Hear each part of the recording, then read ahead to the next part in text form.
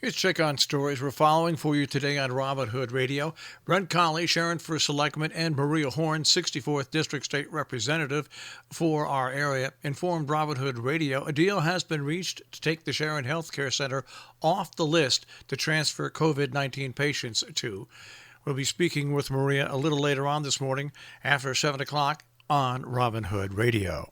As of 4 o'clock yesterday afternoon, the count of cases in our immediate tri-state area here in Litchfield County, Falls Village still with none, North Canaan with 1, Norfolk with 1, Sharon and Salisbury 3 each, Kent 5, and Cornwall 1.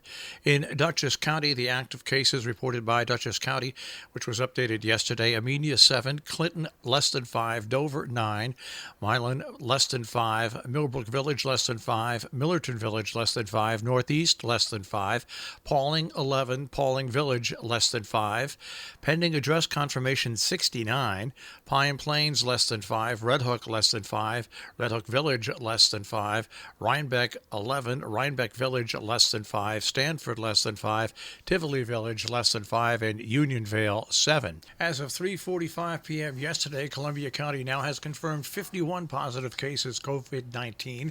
2 of the positive cases have passed away. 5 of the positive cases are hospitalized. 2 of those are in ICU.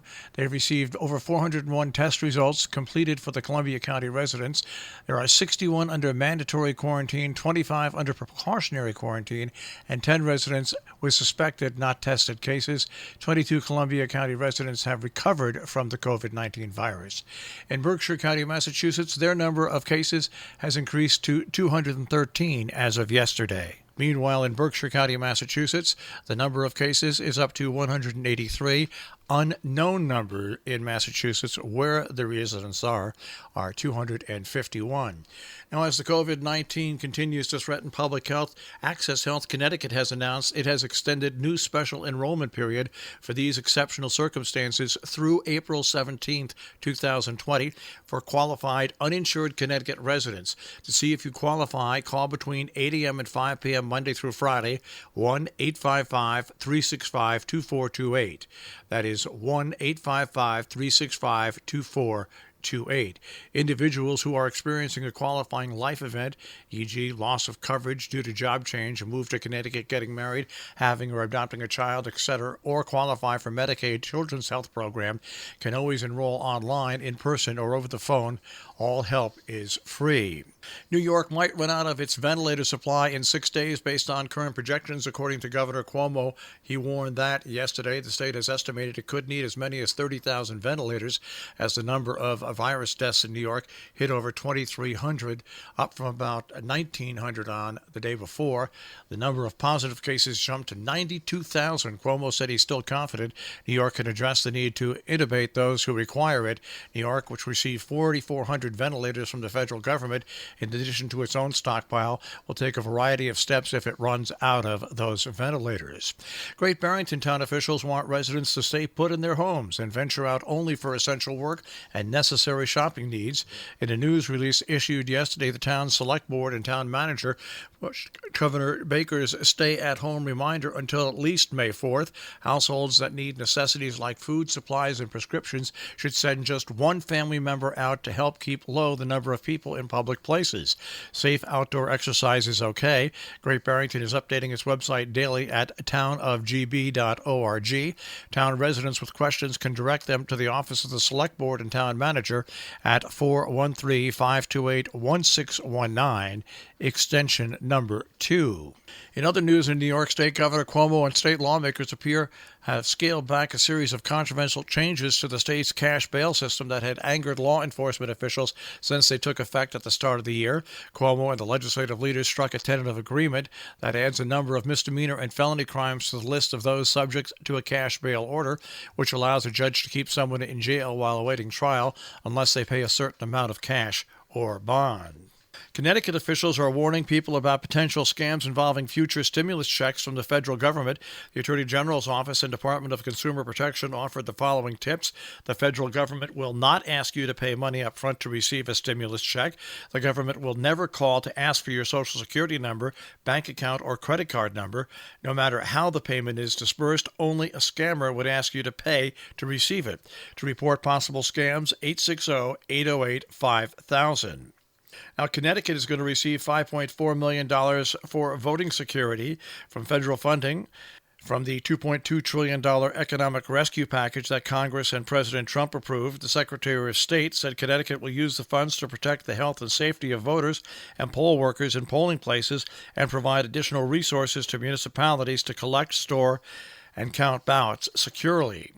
School districts in the Hudson Valley and Catskills have dodged potential funding cuts when state lawmakers on Wednesday reached a budget deal that kept their main source and state aid intact despite the huge tax loss New York is expecting from the pandemic. All 732 districts in New York are set to get the same amount of foundation aid they got last year. Districts will also get their usual state payments for expenses such as transportation and past building projects, resulting in overall aid increases for many of them. That came despite Governor Cuomo's warning that the state must cut school funding to absorb a projected loss of $10 billion to $15 billion in previously expected tax revenue. Dutchess schools are to see $8.4 million boost, by the way, in state aid. The 88-year-old New York State Bridge Authority is going to live to fight another day as members of the Hudson Valley's legislative delegation announced that they had successfully thwarted Governor Cuomo's plan to merge the Bridge Authority into the New York State Thruway Authority. The governor included the plan in the interest of savings efficiency, economies of scale in the 2020-2021 budget that he gave legislators back in January. A 56-year-old Rhinebeck woman was arrested after Red Hook police said she forced her way into a 95-year-old woman's home.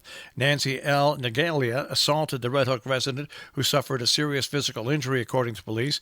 She hit an officer while resisting arrest, prompting the officer to deploy her department-issued taser, taking her into custody, according to police.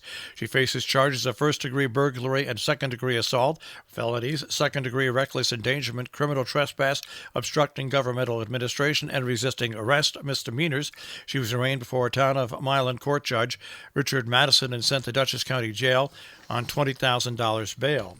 News out of Kent, the best in show for the Kent School Art Fair, the winners of the student show, Another Me. The Wave was also a winner from Tixin Ju from the Gunnery, Storage by Callie McGuire from Millbrook School, Winterscape by Bo Wang from South Kent School, Transformation by Chloe Mo, Untitled by Trevor Cole, and Red Dusk by Molly O'Connor. The Hotchkiss School has announced virtual concerts, rebroadcasts of previously recorded concerts at the Hotchkiss School. The first concert will be Saturday, April 4th at 7 p.m. The Hotchkiss Philharmonic Opening Gala Concert, all Tchaikovsky program. Weekly concerts will take place each Saturday at 7 p.m. Concerts will be accessible via the following links: their live stream link, which is livestream.com/Hotchkiss, their Facebook page, facebook.com/The Hotchkiss School, and the Hotchkiss Concert Series page, facebook.com/Hotchkiss Concert Series. Our business brief is underwritten by Morgan's at the Interlaken. You can find them on Facebook, Morgan's at the Interlaken, and Interlaken Inn, interlakenin.com, and Salisbury Bank, salisburybank.com.